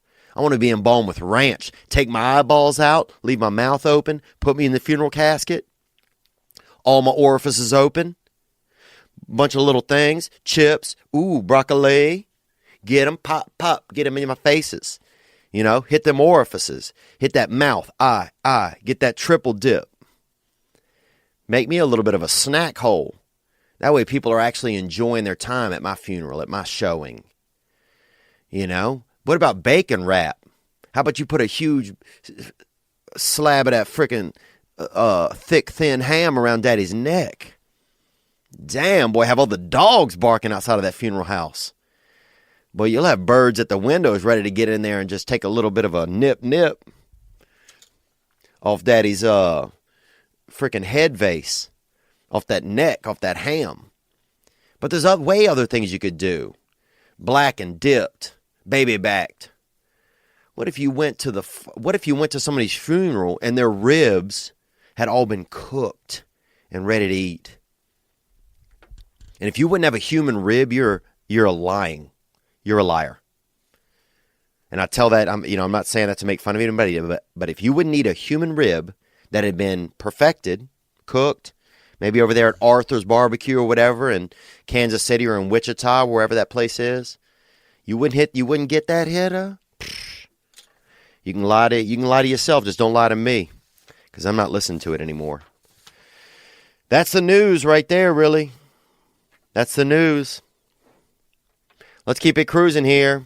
We had a couple of calls. I'm going to hit them. I want to thank you guys for being here with me. I'm in a little bit of a weird mood, man. I'm just feisty. You know, I haven't smoked in a whole week.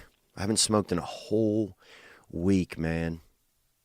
And I would blow... Man, if you showed me a newborn baby made out of nicotine right now, I would probably blow it. That's where I'm at. But that only lasts for like about 10 seconds, then I get past that. You know? If you told me right now that a young Viet was hiding a couple cigarettes in his, had a little bit of that backy smoke in his bloodstream, I'd sharpen my incisors and vamp down on that boy. Catch that hitter right out of that boy's young, right out of that Dang Tran or whatever, that Zhang Ti, that river, right out of that delta, that Mekong Delta. Just latch onto that boy's neck and just get that hitter. Just fucking rocking hemoglobin right out of that young Viet stream, so I could get that hit of that backy. But I'm a weak man. I don't even know how. I got to the point where I was tired of smoking. But then here's what always happens to me. Once I tell people I'm quitting, I'm done, that's when I start again. It's like if I keep it to myself, then it builds up and it actually works, and I'll do it. I'll stick to it. But once I start to, like I'll go do something for one day. I'll go do some, curls at the gym, or I'll brush my hair for one day. And then I'll tell people, I'm brushing my hair now. I'm doing curls at the gym now. Once I tell people, I don't continue it. I don't know what that is. I don't know why that is. I don't know a lot, man. Maybe that's where I'm at. All I know is that it's December. I do know that. I know that it's December, and I know that I got a call for you guys right here. Let's get to it. Here we go. Just a couple. Yo, Theon, this is your boy, Tater, from What's up, Tater? Savannah, Georgia. Savannah, Georgia. That's artistic country. That's artism. And that's where it's paints and clay. Onward. I wanted to call and say what's up. I'm a machinist. We make parts to go on airplanes. I just want to let you know that's what we're doing out here. I put you on the radio, playing over the whole plant. We listen to y'all, about 8 of us on a little skeleton crew, but I just wanted to let you know that's what's going on over here in Savannah, Georgia. You got fans? Well, I appreciate that, man. You guys make parts for airplanes. Well, guess what? I'm going to say this. First, I'm going to say thank you very much. You know, I asked last week who listens to this show, and that's why I wanted to play this. So we have a group of machinists over there in Savannah, and they listen to it at their plant. They got a skeleton crew, and thank you for that, man. I do appreciate it. I would like to say this. Your parts are always running about 30 minutes late when I'm trying to fly. So we just got a word from the cockpit that we need to get a new part, and we're going to be delayed for 30 minutes. So if you guys could step it up after your lunch break, because I know you're over there in Savannah. You guys out there having pineapple upside down cake and wedding cake for dessert. Y'all having catfish and, baked cauliflower. Doing all of that sweet potato jambalaya, casserole. I'm on fire. Y'all having that sookie now. Y'all having beer with lunch. Having wedding cake for dessert. Who the fuck is having wedding cake for dessert on a Tuesday? That's the problem sometimes with some of these southern places, man. People having 7-course lunch. Bitch, it's Wednesday. You having a 7-course lunch? This isn't a Bangladeshi wedding. Okay? Lunch is 1 course. Get it and get back to work. The 2nd course of lunch is getting back to work. But I used to go to college at Charleston, man, and I love that area. Got some beautiful beaches over there not far from you guys. And I do appreciate you guys calling. Let's listen to a little bit more here. I want to say what's up and comment for your boy that's wanting to bring other guys to the bedroom with his old lady. Oh, yeah, that was a call that came in last week. That was what the follow-up was about. They had a gentleman named Adam who was talking about doing that cuckolding where you have other people come in and play your video game system, you know? Because sometimes you got that PS4, you know, that's why you only get one controller with it. Because they don't really want you having friends on it. You know, that's why your wife only has one vagina hole, because that's for you. That's for you. But this fella Adam wanted to have people come over and, he wanted to do Ninja Turtles, where he having 3 or 4 guys jump down in that sewer hole. But let's hear a little more. All I can say is, fuck that. That's my pussy. Dang. Gang. When these people do that, it's just going to cause problems and bring unwanted issues into the marriage. They might seem like they're cool about it at first, but y'all get in a fight later on, it's going to be thrown in your face. Yeah, you heard it, man. And that's a hard-working man. That man out there making airline parts. Well, look, I'll say this also. I hope y'all ain't smoking weed out there, bro, because I fly a lot. And if y'all out there, catching that cannabis to the brain, shut it down. Because I don't want a wing part that, next thing you know, one of these wings is made out of feathers. And I'm like, what the fuck are they making over there in Savannah? But I love you guys. Thank you for the support. Let's hear a little bit more. We had one more caller that called in about that Adams response from last week. Let's hear a little more on that. Hey, Theo. This is Brent in Colorado. Just listening to your Thursday update, man. I love the podcast. Thanks for calling, Brent. Onward. Just wanted to drop some science on the podcast, maybe, about the guy who was in the cuck situation, or a situation where he wanted to watch another man bang his wife. A little bit of science for you. They ran an experiment with the likelihood of impregnation with a sperm count and how high a person's sperm count was. And when they collected the samples, they would send the man home with a bit of pornography to, masturbate to. Okay, interesting. So this is an experiment where where they did sperm collection, and they sent the men home with pornography, different types of pornography, when they were running this experiment. Onward. So he could provide a sample. Turns out that the men who were given pornography that pictured gangbang, like multiple dudes with one woman. Oh yeah, dude, you talking about that buffet style? You talking about that family style, like when you're at that Bloomin' Onion? You know that thing when people eating from all sides of it. But yes, onward. When men got the gangbang pornography, what happened? The sperm count or the sperm productivity was much higher in those samples than if the porno watched only had one man and one woman. So wow. A little bit of science there. More? So there is some biological evidence to support the fact that sometimes you need to know your woman could be taken by another man. I mean, supposedly, I'm not saying it's true or not. I'm just saying science says you got to compete a little bit for that nut, that your nut is going to compete a little bit harder. That's that's called a nut off. When two people are trying to, out nut each other, that's a nut off, And they used to have, I remember being in elementary school, and this man, Mr. Larry, it wasn't elementary, it was middle school. But back when I went to middle school, if you were in there for long enough, and I've spoken about this gentleman before, but if you were in middle school for long enough, then they eventually they couldn't have you take the classes anymore because you couldn't get it. They would just make you a custodian. And we had a black gentleman at our school, probably been in 5th or 6th grade, maybe 7 times, Mr. Larry. Finally, he got a job custodian. But he was still friends with a lot of the kids because we all knew each other. We'd been in class with him for a couple of years. So, but Mr. Larry would come in and urinate in the bathroom and piss over our shoulders, because he had that hit on him, He had that club, he had that neighborhood sword that's burning down buildings, you feel me? He had that sword. He had that backyard sword.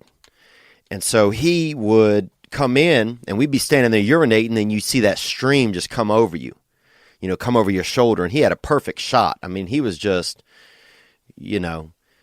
just pistol Peting. He was like Sam Perkins down there, just Sleepy Sam, just, hitting you, just 3-pointing over you. And he would drop that over your shoulder, Mr. Larry, and piss into that urinal, and he would hit it, and it was pretty cool. But that was like where you got kind of out pissed. You were doing urine, but he came in and said, well, I'm gonna up your urine, and I'm gonna raise you. I'm gonna see your stream and raise you, this beautiful geyser that I'm working with. And he did that, Mr. Larry. And that's kind of the same thing, I think, what this caller is saying, that, if there's some competition, that there's competition in the works, and that you get that better sperm count, your body just knows intrinsically, oh, okay, there's other, there's other oysters here trying to pearl out, so I'm going to have to put a little more sand up under my lip, they just, your nuts know that it's time to full moon, you can't be showing up with no crescent, on Halloween, you can't be showing up with no crescent, and on Halloween, you got to show up with that full moon. Then you got to fire off decent sperm count, and that's what's happening. So thank you. That's interesting. I didn't know about that at all. But that makes sense, And that's what I'm saying, man. It's all the fucking people are fucking out there. People have this thing inside of them that wants to dive out of their body. Everybody got that Greg Louganis just hiding at the base of their wieners, trying to dive out of them. And that's a little bit of the devil, man. And that's a little bit of the Lord. And that's where your job is. You have to be your own referee. What's going to pass through these gates right now? Am I sitting here in this next spray? Is this for me, or who is this for? Is this something that's proper? Or is this just something that's just a bad habit? Are you creating something beautiful? Are you just nipping into the neck of another Viet? You got to ask yourself this stuff, man. Because everybody, it's your own journey. So let's take another call right here, man. We just got a few. We're not taking a very long episode today. I also want to tell you, you can go to theovon.com. We got some shirts on there you can grab. We'll have a new Onward shirt that will be going up this week. Won't be till later in the week. And we got a guest producer that's been helping out today, Chris. So I'm very grateful to him. I want to express gratitude to him. Thank you. I want to express gratitude to my boy Sherb, who, I don't know if I read Sherb's text the other day, man, but it was like the craziest thing that ever happened, man. You know, he didn't know he was getting paid this whole time. And here he'd been helping me out the whole time. If I didn't read those, I'll read them next week. But you can check that out. You can grab the 2 albums that are out there, 30-Pound Bag of Hamster Bones and Musket Fire. You can grab that album as well. That's early satire. As well, you can check out the special on Netflix, netflix.com. Give it a thumbs up or whatever you have to give it. Let's get that thing back into the rotation. You know, you got to support stuff that you like, and you have to do it online. And I know it sounds cheesy, but that's how guys get other opportunities. That's how they do it. I want you to support other podcasts as well. I want you to know that I appreciate you guys' support as well. A lot of great calls that came in this week. We had some calls too about the Oregon thing. You know, they had the guy that called in from Oregon, and I might address that again in the future. Some of you guys know what I'm talking about. Some of you guys don't. But I just haven't gotten around to kind of putting it together right, and I'm still kind of thinking about some of my own thoughts on it. Let's hear another call right here. Yo, what up, Theo? This is your boy Luke from California. What's up, Luke? Onward. I just wanted to get your opinion on some things that have been going on in my life. I've been a victim of the dark arts these last couple of years. I'm married. I have a kid, you know, and I love my wife. I love my kids, or my kid. And, but like I always really had trouble being monogamous, you know, in my relationships. And, it's not for any, you know, it's not because I don't love him or nothing. I don't know. There's just something in me, bro, like that I just can't, you know, like I always have to be trying to have sex with other girls and shit. Man, well, I appreciate you sending this call in, man. Let's hear a little bit more, and then I'll see if I can share anything from my own life experience. Thank you for calling. I don't know. I stopped beating myself up about it. You know, I tried looking into like the biology of like fucking, you know, like human biology and shit, and you know, other animals, and see if this shit's natural or what. Like, are we supposed to be monogamous as human beings? Am I going against my instincts and shit? You know, I don't know, but just wanted to get your opinion on it. Well, I appreciate you calling, man. I can certainly relate. You know, I'm just hoping these cameras aren't running out of video in here, but I can certainly relate. I can certainly relate to that. You know, I don't have a wife and a child. You know, so that's intense because then at that point you're locking in. You know, but I know that struggle of how I've been in significant relationships before and not been able to be committed at all, you know, and I don't even know why. You know, I loved the woman that I was with, but there was just something wrong with me where nothing was enough. That's what I know now, is that nothing was enough, and that women, or the affection of women, was this weird addiction that I just had to have. You know, and it sounds like you say communicating with other women, you said, you know, having you know, sexual experiences with other women, that sort of thing. But, you know, you did say communicating. Let me go back and listen one more time right here. But like I always really had trouble being monogamous, you know, in my relationships. And it's not for any, you know, it's not because I don't love him or nothing. I don't know. There's just something in me, bro, like that I just can't, you know, like I always have to be trying to have sex with other girls and shit. Yeah. Yeah, you always have to be. And that, you know what it sounds like, man? It sounds like, because you could change sex with women with anything. You know, always have to be drinking. You know, always have to be thinking negatively about myself. You know, I always have to be feeling like I'm less than. You could change it with anything. You could replace it with anything. And at some points, I think that it's an addictive behavior. You know, sometimes we can have these isms inside of us, these behaviors inside of us that that just come out. And for me, mine would be, drug use or flirting with other women. I just told you that I've been through, similar experiences with that for sure. And it's just you say you don't even want to do it, but you just can't even help it. And at that point, that's when, for myself, I notice, well, this is a sickness that I have. This is an affliction. This isn't always a choice that I'm making. It's like something that I can't control. And when you can't control it, when you don't want to be doing something and you are still doing it, for me, that's when I notice that it's something that's out of my control. It's something that I need help with. And how you can get help with it, from experiences of my own, you can go to SAA meetings. That's just Sex Addicts Anonymous, SLAA, Sex and Love Addicts Anonymous. You can just go to AA meetings, because in the end, it's not even about, your alcohol. Your drug could be the need to get attention, intimate and just even verbal from other women. Because that's a sickness, man. That's a sickness. It's good. It's fine if you're not, of course, look, if you're not in a relationship, it's fine. You're out there living, you out there sowing seeds, you out there John Deering, digging holes in that dirt, you know what I'm saying? And, hoping something sprouts out. That's natural. You laying soy, you laying cotton, you laying Milo, you got that corn, you got them beets, you're putting it all in the ground.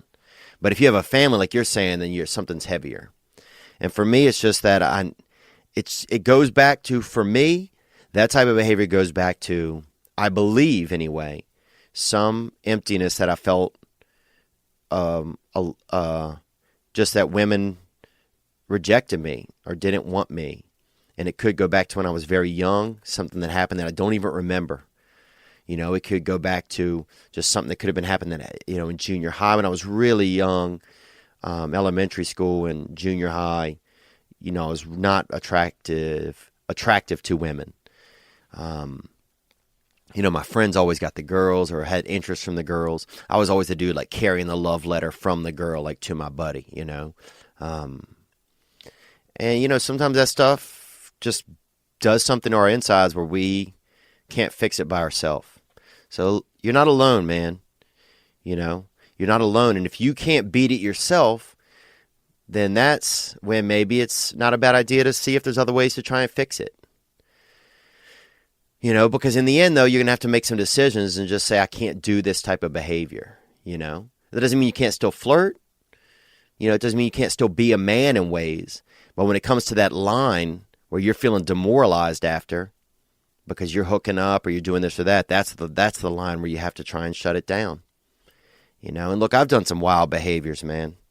I've definitely done some things that I'm not proud of. I'll actually put a call on next week. We had a caller that called in, taking me to task on a behavior of mine, and I'll put that up next week. I'm looking forward to just sharing a little bit of that with you guys and trying to walk through that a little bit. I meant to do it this week, but we're getting late in the episode. But thanks for calling, man. Good luck. At least you're not being hard on yourself about it, but not being hard on yourself, that's one thing. But not taking action to repair it, the problem might not go away. And it doesn't sound like it is. So, I don't want to tell you what to do, but, if I have a problem and it doesn't go away, then I have to do something to help it remedy. For me, what I do is I go to a therapist on Monday, and I go to meetings, and those things help me. Good luck to you, man. Love you. All right, let's take one more call here. Yo, what's up, Theo? I was just listening to your most recent podcast. You were talking about that dude who, is pornography cheating, and he wanted to get, some other guy to come drill his wife and all that. As far as pornography being cheating and all, I don't really think so. But as far as pornography as like a dark art, I really think there's something there, especially with how easy it is to watch. Now, I'm really talking about like with young kids, like with young men. Oh, 100%, Cat Daddy. 100%. That pornography is easy. Think about it. You could be looking for a box of cereal, and next thing you know, you're watching gangbangs. Never has there been something as insanely accessible as pornography. It's crazy. It's crazy how accessible it is. No wonder there aren't any more 12-year-old kids playing in the front yard anymore. They are jerking off everywhere. There's no way. If I were 12, dude, I remember being 12 years old or 11, going to the library, and they had this author or something, Peter Paul Rubens, I think was his name. He was a paint artist. He was an artist. And he had he would draw these Rubenesque women laying in the bushes. This is in like the 1700s or something. And dude, I would crack those books open and I would catch that bone. I'd catch that bone down between me, and I would put that bone between the books on the pictures of these ladies, these voluptuous ladies, and I would just kind of close the book against my boner until my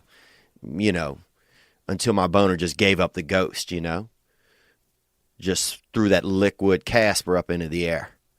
And that's when I was out, And I was tormenting the 16 and 1700 art encyclopedias in the library there. But I was just young, and that's the first look I got at that crotch. And then later you had to pay this boy in junior high school to draw. He is the only one that could draw you some cooter. He had the best drawings. So if you wanted to have some cooter for the weekend, you'd have him draw you a picture of it, dropping $2, $2.75, and he'd sketch up an art of some nice cooter.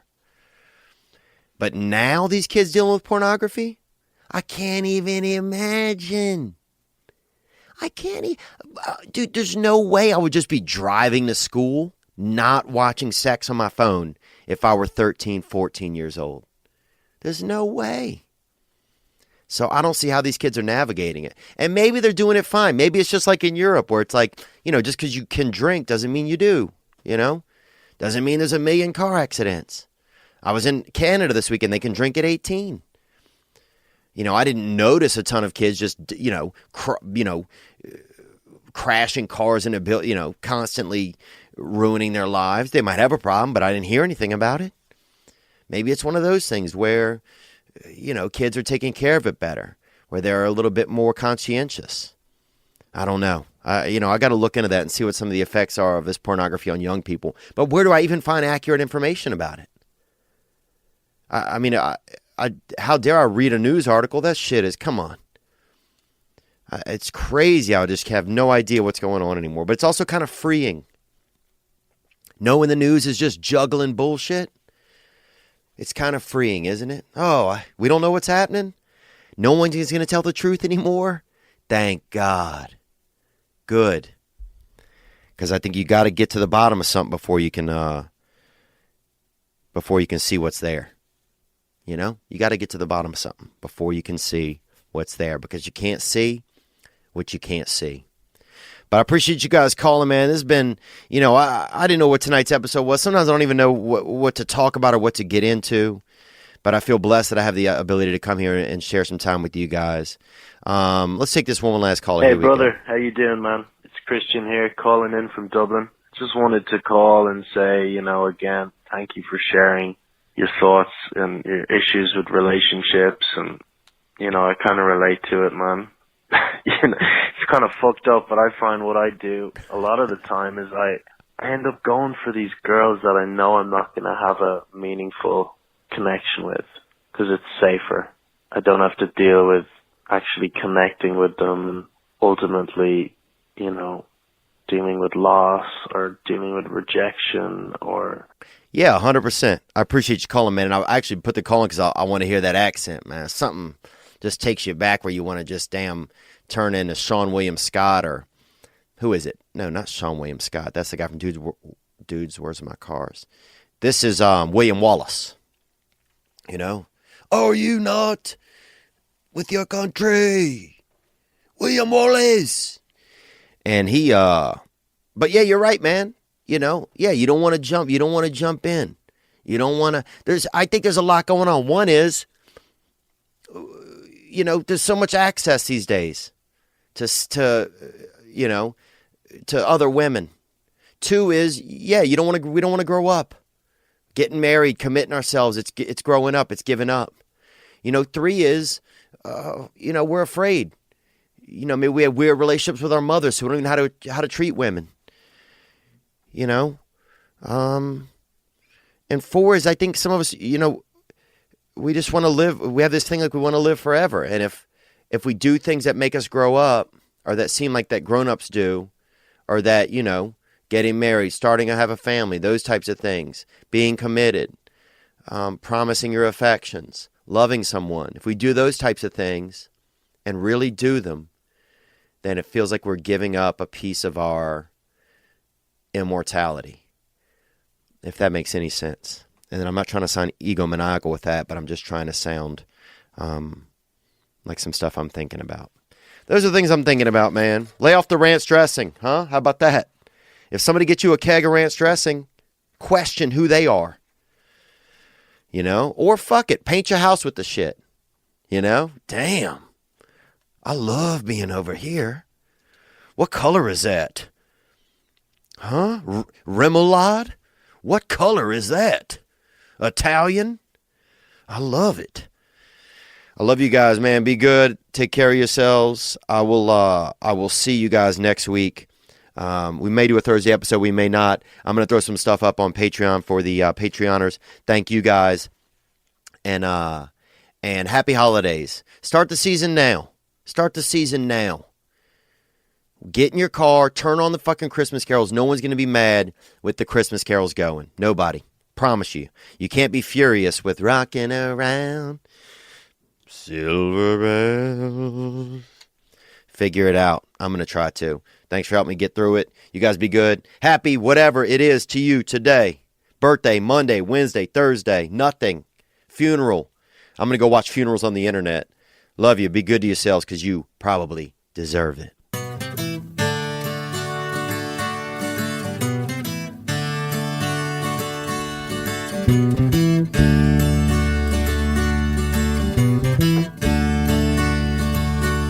Celebrate living, celebrate misery.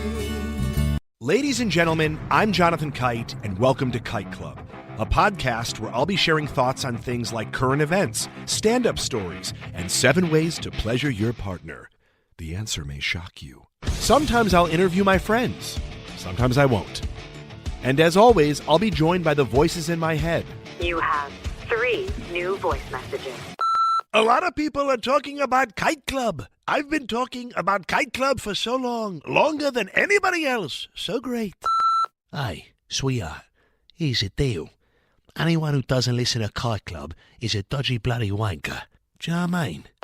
Hi, I'll take a quarter pounder with cheese and a McFlurry. Sorry, sir, but our ice cream machine is broken. No! I think Tom Hanks just butt-dialed me. Anyway, first rule of Kite Club is tell everyone about Kite Club. Second rule of Kite Club is tell everyone about Kite Club. Third rule, like and subscribe wherever you listen to podcasts or watch us on YouTube, yeah? And yes, don't worry, my Brad Pitt impression will get better.